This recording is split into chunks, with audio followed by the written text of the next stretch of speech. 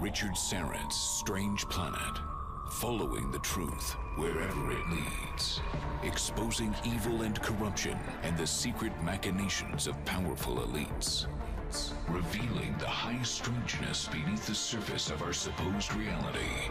Coming to you from the Great White North and his studio beneath the stairs. Here's Richard. Hey, dear friends, welcome to the program. Receiving a lot of emails about the podcast. Where is the podcast, you're asking, from last week's show? We had some sort of a logger malfunction. Isn't that right, Tim? The first logger, the secondary logger, and then there was an alarm that's supposed to warn Tim that the loggers are not operating. That malfunctioned? Come on, who's kidding who, right? Someone is trying to stifle this program. It's a conspiracy, Tim says in my ear. You're well trained. Thank you for that. So unfortunately, that program is out in the ether and it ain't coming back. So if you didn't catch it live, I'm sorry. You missed a good one. We had Stephen Bassett from the Disclosure, one of the key UFO lobbyists in Washington, who's launching the citizens' hearing in D.C. at the Press Club with former congressmen and about 40 top-notch UFO witnesses, including military intelligence people. So we talked about that. We talked with, what else did we talk about? It's gone. It's gone from my memory banks, and it's gone from the logger tapes. So that doesn't happen very often, and we're going to do everything we can to make sure it doesn't happen again. In the meantime, let me welcome a new affiliate, KLXX AM 1270, Bismarck, North Dakota.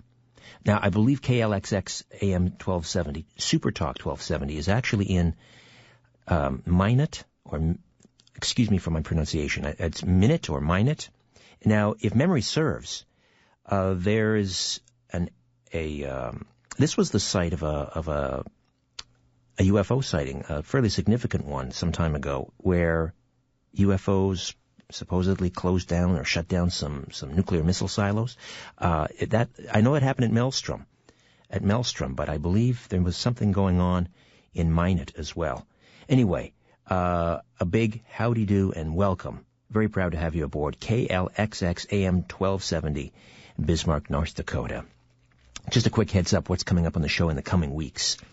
On the 17th, or let me just say it this way, next week, because some of our affiliates carry the show on different days. Next week on the program, Greg Palast, to my mind, one of the last true investigative reporters on the planet. Greg Palast will be here to talk about the assassination of Venezuelan President Hugo Chavez. Yes, assassination in quotes. On the 24th, Russell Targ, physicist, the man who was really instrumental in starting the study of remote viewing at Stanford University. And it was funded, I believe, by, essentially by the military or the U.S. government. Remote viewing. Russell Targ, that's on coming up in 2 weeks. And then the following week, as we approach it's going to be the 45th anniversary of the assassination of Martin Luther King, Dr. Martin Luther King. Some might call it the state execution of Dr. King. William Francis Pepper will be here. He was James Earl Ray's last lawyer. He was also the lawyer who presided over the civil trial in Memphis in the late 90s, during which James Earl Ray was exonerated by the jury for the assassination. Also joining us on the program that night, really co-hosting in the first hour, will be former U.S. Representative Cynthia McKinney. So William Francis Pepper, Cynthia McKinney, and we'll discuss the state execution of Dr. Martin Luther King, April 4th, 1968. And coming up in early April, been looking forward to this one for quite some time, one of the great trends forecasters anywhere, Gerald Celente, will be with us. Much more. Tonight, I've got a good one for you as well. I'm really excited to bring this gentleman on board this evening because many of you out there on the program, I get emails from you. You truly believe that you are targeted individuals, that you have been targeted by, we're not sure whom and for what reason exactly, but you are targeted for electronic harassment. And if you're out there listening, I hope you'll stay with us for the hour. I hope you'll call into the program. We'll make the phone lines available. In the meantime, we're going to hear the story, a harrowing story from a classically trained chef, a victim of electronic harassment and organized stalking. He is otherwise known as a targeted individual. Michael Bell is the author of Invisible Crime: Illegal Microchip Implants, Microwave Technology, and Their Use Against Humanity.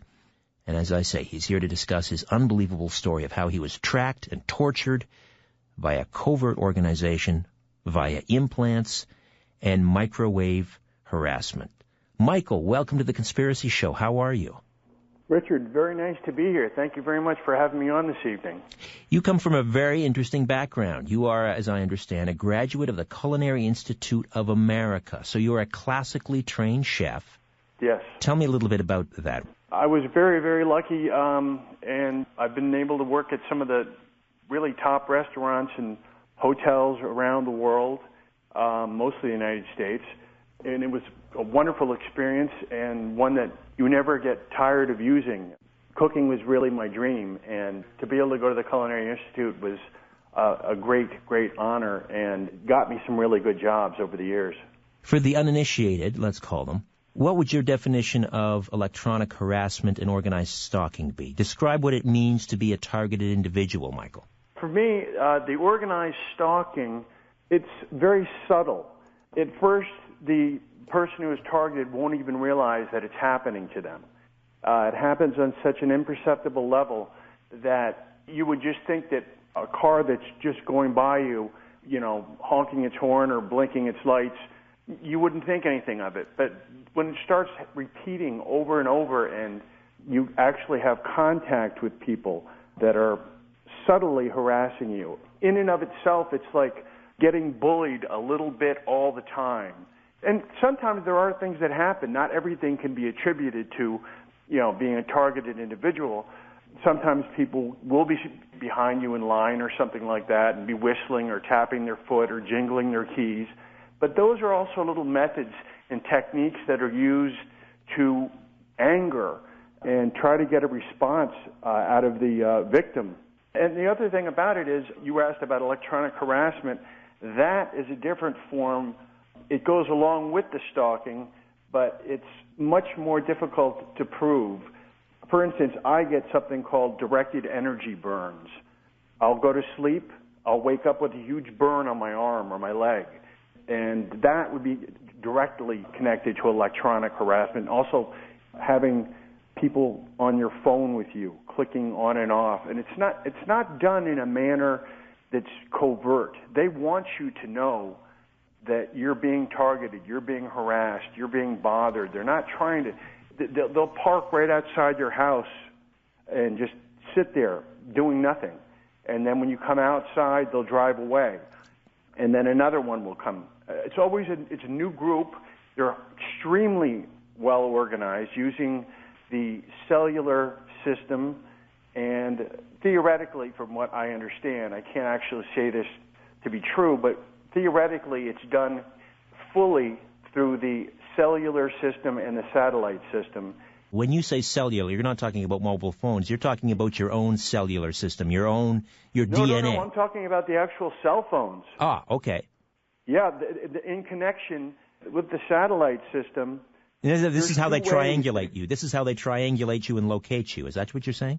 Correct. They can do it several different ways.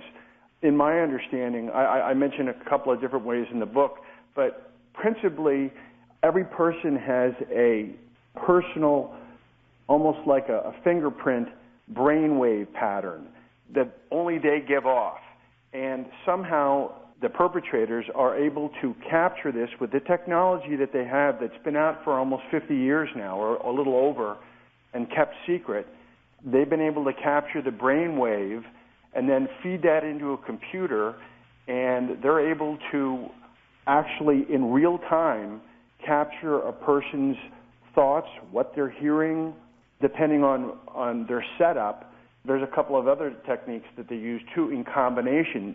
The microchip technology, and this is all done without a person's knowledge or consent, completely unwitting. Someone will go to sleep one night, and if it's done correctly, like on a Friday night, they might go to sleep and they'll wake up and it's suddenly Sunday morning or it's Monday morning and they don't recall the weekend. it sounds like you're discussing here now an element of mind control. If you're talking about missing time. Yes. Well, the missing time happens because the person is usually drugged, and then what happens is while they're drugged, they're mind controlled, they're conditioned through a variety of different processes. For me, it was most terrifying. I can only compare it to the movie A Clockwork Orange, where the individual is put in a chair and forced to look at a screen with absolutely horrific images and terrible screams and crying going on in the background. And then that in combination with the drug that they've given you, which I discovered to be most of the time, it seems to be scopolamine is the drug of choice for these criminals. Michael, let me just jump in here. We'll take a timeout. Michael Bell is with us, a targeted individual, classically trained chef, and now a victim of electronic harassment, organized stalking, and mind control. We'll find out when this all started, who may be behind it, what other technology they're utilizing. We'll open up the phone lines. I know there are other targeted individuals who are dedicated listeners to this program, and we'll make those phone lines available to you as well. Questions and comments. Michael Bell, the author of Invisible Crime, right here on The Conspiracy Show. Stay with us. My name is Richard Serrett.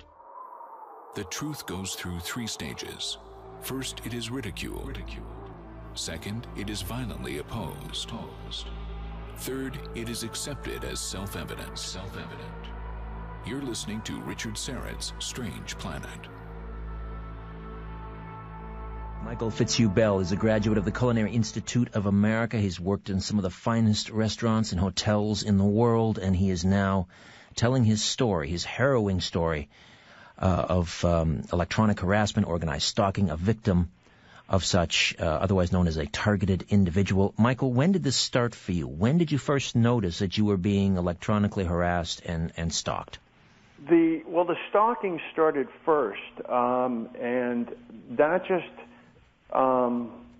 at first, it just seemed odd to me. It just seemed like, I'd be the only guy on the street, nobody'd be around, and then these cars would go by me with these sustained honks, like 2 or 3 beeps, or just, and I didn't really think about it that much at the time, but it kept happening over and over.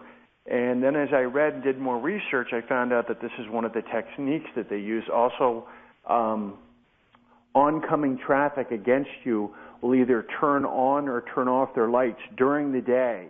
Not at night, but they'll turn on their bright lights during the day. As if just to say we're watching you. Just to say we're watching you. Yeah, they're letting you know that they're there. And when did this start? What can you affix a year to this? Yeah, that started happening in around 2005, 2006, definitely. But when I first started experiencing the electronic harassment, which comes in 2 forms for most victims. One is called V2K, which is the voice-to-skull technology, where a voice is actually beamed into the target's head 24 hours, 7 days a week, nonstop, huge sleep deprivation, or they have something else. What I have, I don't have that particular form of harassment. I have something called silent subliminal sound presentation, which is, it almost sounds like a very strong tinnitus, like a ringing in the ears. Interesting. And you've ruled out tinnitus. You've had that checked out, presumably. This is not tinnitus.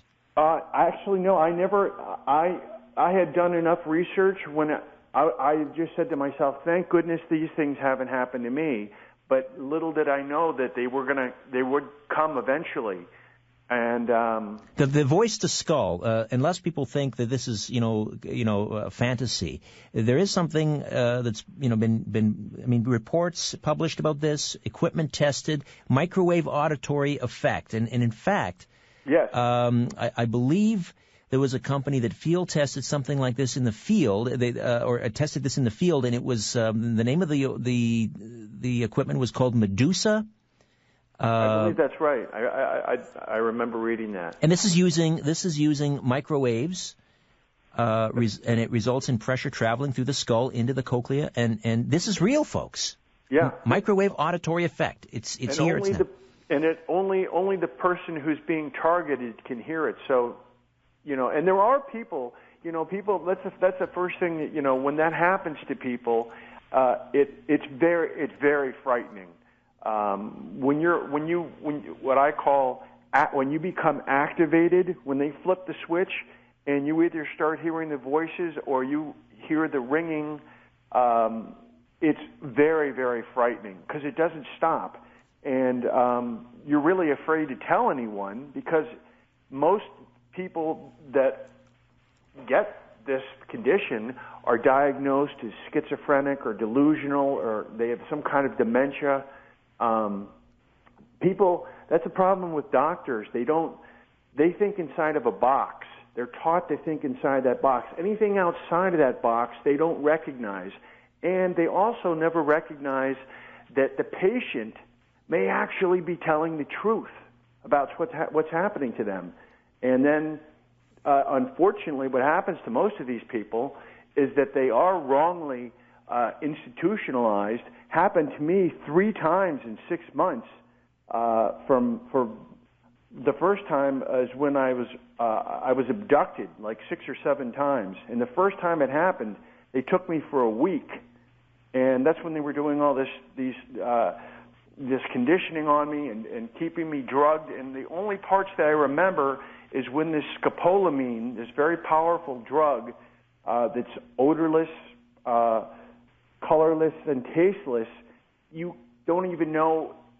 It's so powerful it hits you instantly, and you don't. But you're coherent. You're not like like you'd be if you had alcohol, or you're not intoxicated. But this thing has you, and it is really, really frightening. It sounds like something out of Mel Gibson's conspiracy theory, and you're the Mel Gibson character. Now, Michael, I've talked to a number of electronic harassment, or let me say, a number of targeted individuals over the years. I've produced a TV show, or an episode on my TV show about electronic harassment, and I've never heard of the. I mean, this is taking it to a whole new level. None of the people that I've talked to over the years have been abducted, have been subjected to essentially sort of mass trauma.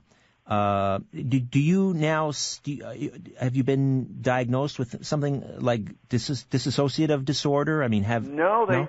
Actually they each time that they took me. Well, what happened to me the first time? I was gone for a week, and I realized something terrible had happened to me, and I wanted to go to the police, but then I realized that the police are going to say, "Where's your proof?" So I went to the emergency room to get a blood test because I had talked to a private investigator who was very knowledgeable, and I described my story to him and what happened, and he said that you need to go get a blood screen right now, get a tox screen, because that stuff only stays in your system for about 24 to 48 hours. So I went to the emergency room, still under the influence of this stuff a little bit, but I was extremely terrified of what had happened, and I kept asking for a blood test, and they denied me the blood test, and they decided to keep me for evaluation, and they did that to me 3 different times, and all times, every time I was released, I did not have a diagnosis. But there was a lot of other people that were seriously disturbed in these psych wards, and people would come up to me and go, "What are you doing here?" You could see why some of the other people were there. They were having serious mental problems and disturbances, nothing like what I had experienced. Michael Fitzhugh-Bell is with us, the author of Invisible Crime. Michael is a targeted individual talking about being subjected to, well, let's talk about this, illegal microchip implants. I mean, do you believe that you were chipped, essentially? Oh, what happened was they don't do it all at once. They did it to me in different stages, and I have in my book I actually have all of my own MRIs and ultrasounds, all clearly showing. It doesn't take a genius to see that there's something wrong with the objects that I have circled in my own personal MRIs. A child would be able to look at them and go, "What's that? That doesn't look like it belongs there." And I have all my own pictures and I included all my most revealing MRI images. But it's very difficult to get those images, Richard. It's very difficult, first of all, to get an image that's not been corrupted by an imaging center that can wipe out anything that they don't want anyone to see. But it's also very difficult to get. You can't just go into a doctor's office and go, "Hey, I need to get an MRI done." And they only show up, these chips only show up in MRIs and ultrasound. They will not show up in X-rays. How did you finally get an MRI? I had to go to Europe 3 times. Because in Europe, all you have to do is have the money. Right. All you have to do is pay for it over there and say, "Listen, I want this done, I want that done," and they go, "That's €1,500," and then you go, "There's your €1,500," and then they give you your MRI, your ultrasound, whatever you want, and then the doctor also. I included the doctor's findings in when I got my first evidence in Madrid, Spain, of the first chip that I found in my navel, and it's in my book. I circled it. I mean, you can clearly see what it is, and there's no denying it. And also, I have all these chips that I have found somewhere in the neighborhood of 250 of these tiny little white scars that are corresponding and symmetrical on my body from head to toe and every place in between. What are these chips for? I mean, what has your research? Where has your research led you? I mean, do these chips emit some sort of a radio frequency? What are they used for? They're actually they don't even have batteries, and they're actually your own body's energy and circulation of blood keeps these charged up. So they don't. It's not like they're going to run out of battery power. Although there are times when they're stronger than others, but I discovered a couple of different methods to disable or at least lessen the effects of these illegally implanted microchip implants. Pretty much every person that I check, even if they're not targeted, I will find certain scars on their hand in the exact same place that I have mine, and I go, and they're not targeted, so they don't really care. They go, that's interesting. I never noticed those before. But I found that these, I describe in the book, I have a couple of different shielding and counter methods that I've included. And the book itself is actually really a handbook written for targets and how to get their lives back, how to get back on track, and to reduce the amount of harassment that they're receiving, the pain. We'll get into that. To deal with family members. We'll definitely how to deal with doctors. We'll definitely get into that. What not to say. Right. We'll definitely get into that. Michael Fitzhugh Bell joins us. He's a graduate of the Culinary Institute of America, a classically trained chef, and his book is entitled "Invisible Crime: Illegal Microchip Implants, Microwave Technology, and Their Use Against Humanity." Let's take a few moments to talk about the perps. Now, you described these people as sort of this criminal underworld. But what led you to that conclusion? Because some people listening to your story may conclude that this is some sort of a black ops, covert, intelligence organization. Why is it a criminal underworld in your mind? Although, there's no denying what they're doing is criminal. I'll tell you, there's actually 2 types of perpetrators. There are the black ops that are working for the government who have unlimited funding and can pretty much do whatever they want and really are immune to getting in trouble of any kind. You can't prosecute these people.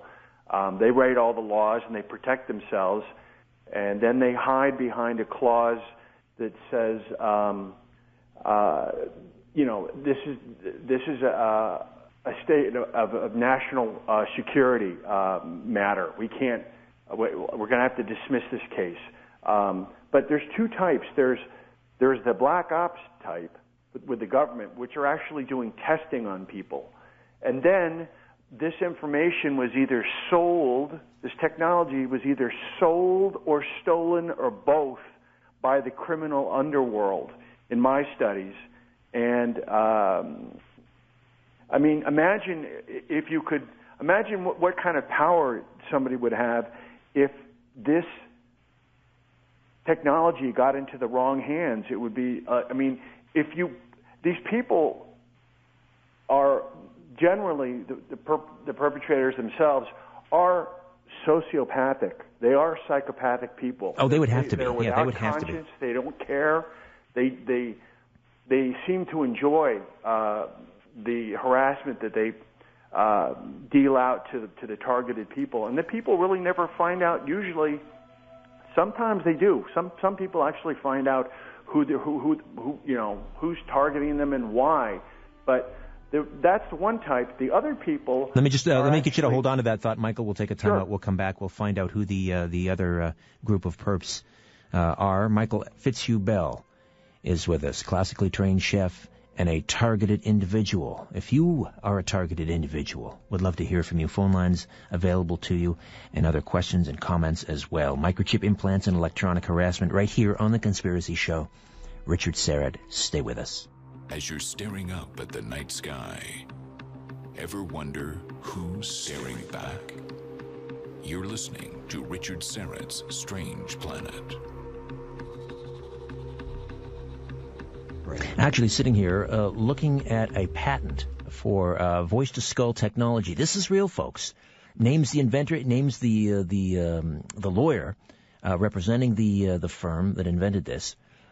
And a brief summary of the invention here in the patent. I've discovered that a pulsed signal on a radio frequency carrier of about 1,000 megahertz is effective in creating intelligible signals inside the head of a person if the electromagnetic energy is projected through the air to the head of the person. Intelligible signals are applied to the carrier by microphone or other audio source, and I cause the bursts to be frequently modulated. It goes on to describe the device, the drawings, the detailed description of the invention, etc., etc. A microwave voice-to-skull technology. It is here. It is real. It is being used against people like my guest, Michael Fitzhugh-Bell, graduate of the Culinary Institute of America, a targeted individual, and the author of Invisible Crime, Illegal Microchip Implants, Microwave Technology, and Their Use Against Humanity. Michael, we were talking about the perps. But before we do that, let me just grab a few calls, because there are people out here, as I say, who believe they are targeted as well, and maybe we'll hear from some tonight. Let's first say hello to Dave in Hamilton, Ontario, Canada. Dave, welcome to The Conspiracy Show. Hello. Go ahead, Dave. Dave has his radio on. Okay, so Dave, turn your radio off, and we'll come back to you. Let's say hello to Pete in New York. Pete, hello. Welcome. Hello, Pete. Hello. Hi, go ahead. You're on the air, please. Yeah, hi. Hi, Richard. Hi, Michael. I'm curious about one thing. I heard you say that, they're doing all these things, and obviously you've done a lot of research into the subject. All the things that you speak about, incidentally, they're all real and they do exist. But I found that there's like two types of people that are a victim to this thing. And I was wondering, why do you think they're targeting you? What is the particular reason? Well, that some people are targeted for simple reasons like hatred, jealousy, revenge. You crossed somebody somewhere, or you made a bad business deal, and this is your punishment. That's one type of person. Then there's also the random people that are in the wrong place at the wrong time, and maybe just chosen by the government as literally as a lab rat to be studied and dissected mentally. All right, Pete in New York, thank you for that. Michael, the first person I ever met who was a targeted individual, I believe she worked with the Corps of Army Engineers. in the United States. She moved up here to Canada. She's been a lifelong targeted individual. And I believe she would put herself in the category of maybe the guinea pig. They're testing whatever they have on her. Basically ran her out of her career. But then so there's that group. And then I met this lovely woman in New York City. I met her in her apartment, her tiny little apartment. She's an event planner. And she was led to conclude that she was being targeted because she lived in a rent-controlled unit, and they wanted her out. So, that gives you... I know her. She's a friend of mine. Ah, okay. So again, who's targeting you? Have you been able to determine that? I really haven't. Nobody has come forward to claim responsibility for it. And so, for many people, it's just why? What have I done to deserve this?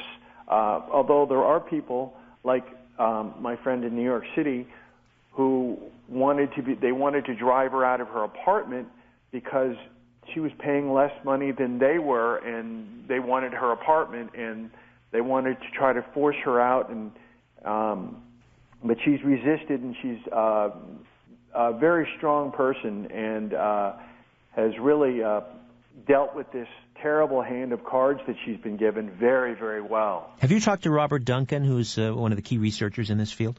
I just read it. I just read an article by him just recently, and I believe he was the creator of what they call synthetic telepathy. I don't know about that. Tell me about that. Or at least he had some contribution toward it. Okay, yeah, I know he's a very learned man in this field, and whenever there's an issue that pops up in the news regarding a potential mind control victim, we have him on. And I know that also you've sought the counsel of Roger Tolsis, who is an expert in sort of counter electronic surveillance.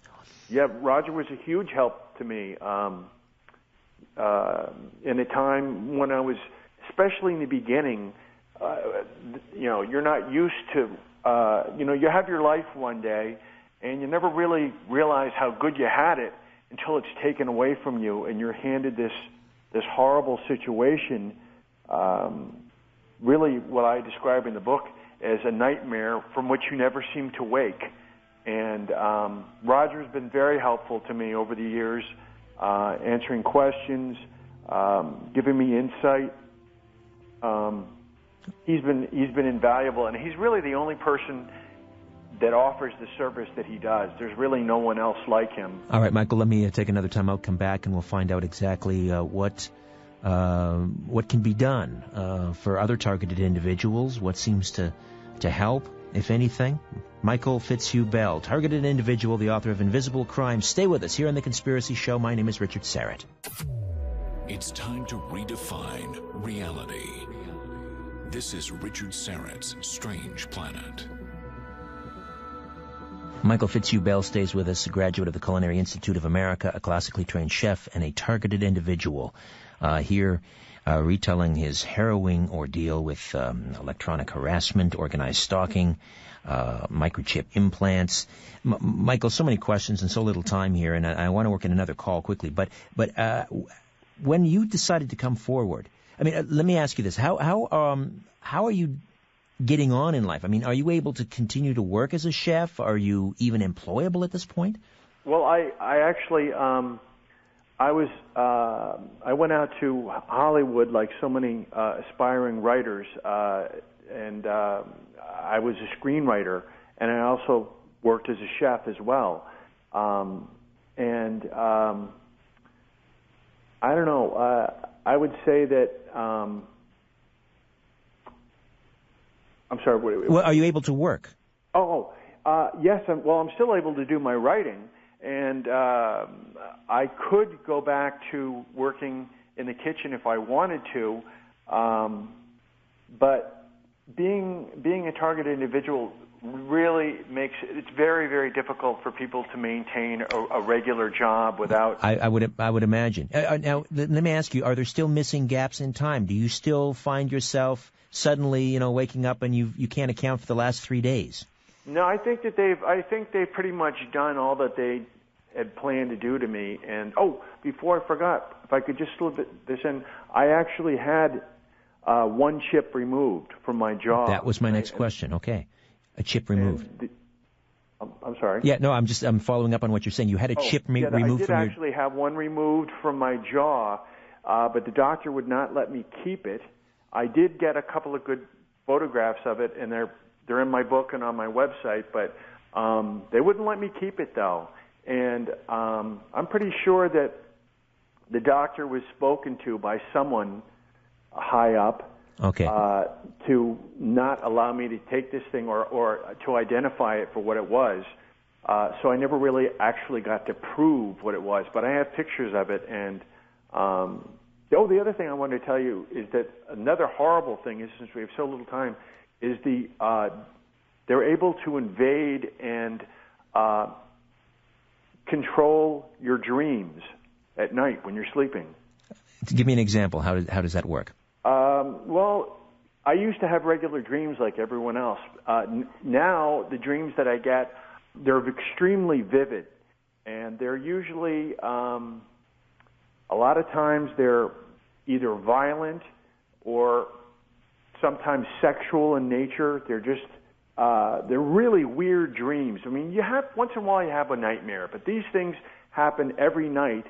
Once they start happening, you don't get your old dreams back. And usually, like, if you get up in the middle of the night and then, to get some water or whatever, and you go back to sleep, usually that dream that you were dreaming, sometimes you don't even remember. It just goes away. Right. These stay with you. This thing is like a videotape.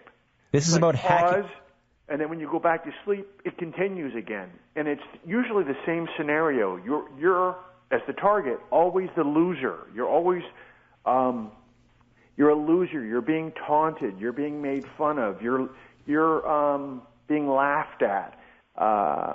You've lost something you can't find. You had some keys in your hand, and you turned around, and you spend the rest of the dream looking for this thing. It's the same scenario over and over. This is about hacking the human mind, folks.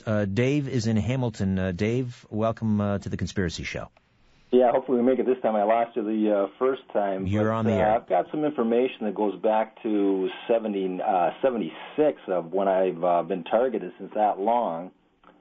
And I call it STOP, strategic targeting of persons, and it's basically leads to what I call constructive homicide.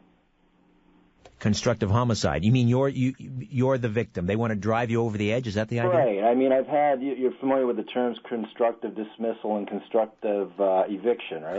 Correct. Yeah, that's happened in my life, and I was forced out of high school without cause. It was basically constructive expulsion. I've had this happen with my driver's license, that they ticket you without cause, and then when you go to fight it, there's the tickets. You never get notification of it in court. They just run it through, forged documents and whatnot, and next thing you know, you're under suspension, and you get pulled over, and then you get a license suspension, your insurance goes through the roof.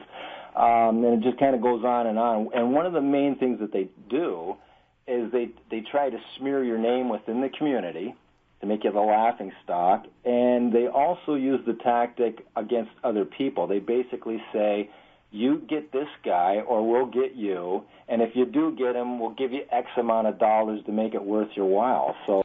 Okay, sorry to cut you short there, Dave. I just want to get Michael's. We're tight for time. I appreciate the call. Michael. He's actually 100% correct. Yeah. That's what happens. What happens is the government or these organized crime groups will subcontract out to people to harass people, and they're either paid in gas money or some kind of reimbursement. Some of them are paid in drugs, whatever payment.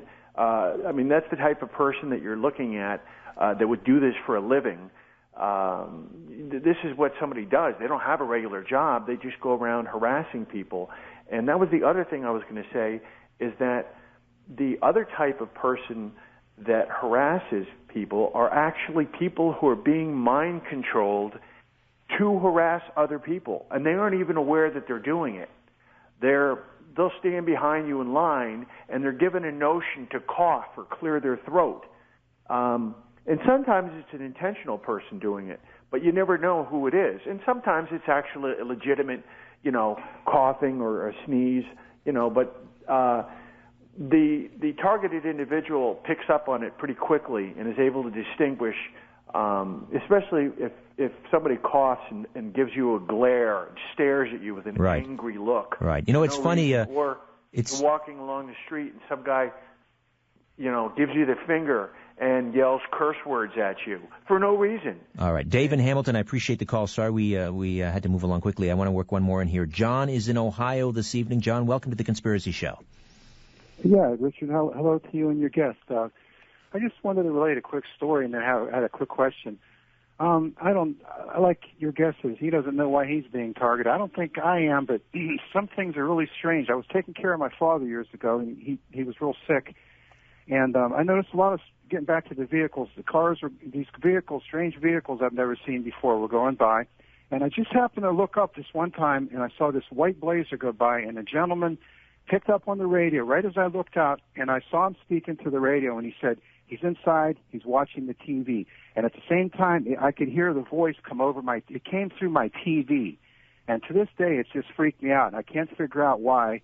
And I'd like to ask, your guests to comment on that. And also the question was, would local officials like the police or somebody, would they be also involved? Because I'm not like a drug dealer or anything. There's no reason for them to target me. Like your guest said, he doesn't know why, and I don't think I'm being targeted. But that's all I had. I just wanted to know if you could comment on that for me. Thank you very much. Appreciate the call from Ohio, John. Thank you. Go ahead, Michael. What do you think? Yeah, I've actually heard that before. The voices being transmitted through the television, over the radio, coming on in the middle of a phone call to somebody, messages coming up on your computer, just like a word, like this is a famous one that the perpetrators like to use, obey, will just come up on your screen like for a second, and then it's gone. Michael, can I ask you something? Because it's so elaborate, this stalking and harassment, that one would suppose, or can only imagine, the number of people that would need to be involved and managed and controlled and organized. And how many people do you think would be involved in just stalking and harassing you? Dozens? 100? Oh, yeah. Well, see, the thing is that there's people put in place everywhere. So no matter where you move, the people that are harassing you are not going to follow you. The new group will pick up wherever you left off, and certain areas are much worse than others. Some places you won't get that much. Some places are really horrible. We just have a few minutes, Michael. Can you give us some takeaway here, some hope for those people that are suffering, that are targeted as you are? What can they do to make their lives bearable? Well, that's pretty much. I reveal all the things that I've learned. 7 years of exhaustive research that I put into this book, and I give away every secret that I've discovered. But I have to say that basically 50% of, because this thing can drag you down real fast. You can financially, emotionally, spiritually, can really drain you. But so really 50% is being positive. That's really, people and that sounds easy, but it's very difficult to do under these circumstances. So if you can do that, then you're halfway there. If you can get to yourself to, you just can't let this thing spiral down and get you down. You have to rise above it. And I also reveal a lot of techniques and methods that I've used to help myself get back to where I am today. I've almost got my life back the way it was before. It's still not 100% the same. But is there any sort of shielding?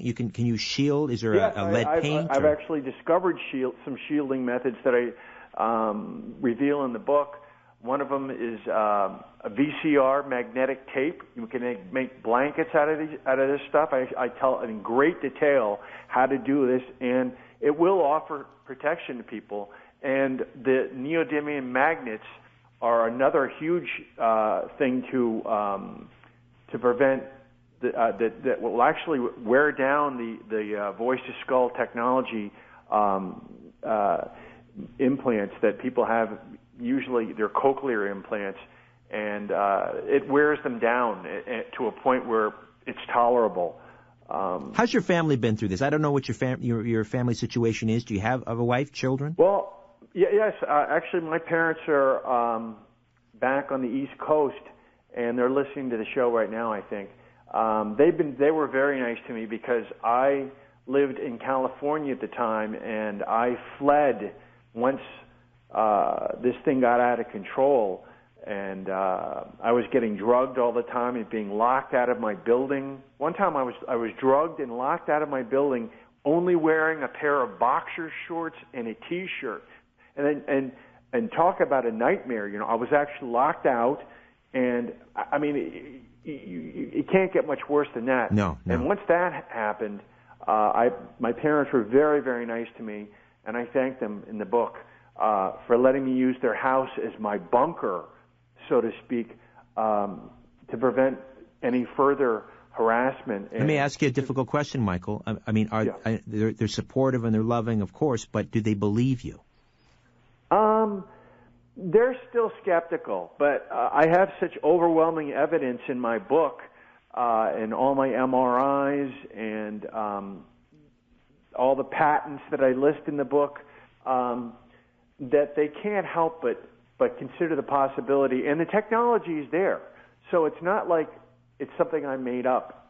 I have a great imagination as a writer, but it's not that good. Right. Oh, my. Michael, listen, I really appreciate you not only coming on this program, but speaking out. I've talked to enough victims, enough targeted individuals over the years. I believe that this is happening to people, and we know that the technology is real, and it is available, and it could fall into the wrong hands. Well, anybody who's using it, those are the wrong hands, because it's being used for truly evil purposes.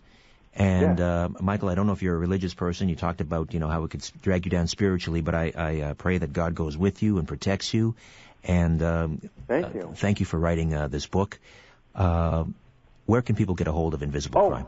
I was going to ask you if I could mention my website. It's www.invisiblecrime.com. I've linked up to your site on my site as well at richardsyrett.com. If they go to the homepage and click on Michael F. Bell, that'll take you right to your site. Oh, thank you very much, Richard. Michael, stay well. Let's do this again. All right. I look forward to it. Thank you so much. All right. Michael Bell. Not sure if I can say that I'm a targeted individual, although I've sort of hinted at what's been going on over at our family. Maybe we're being spiritually attacked. I'm not sure, but we're getting through it. Thank you for your positive emails. Enough said on that score. Let me just direct you to the website, richardsyrett.com. Everything you need to know about The Conspiracy Show, you'll find there.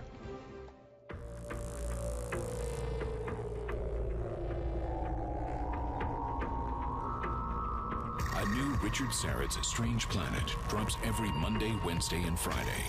Subscribe at StrangePlanetPodcast.com.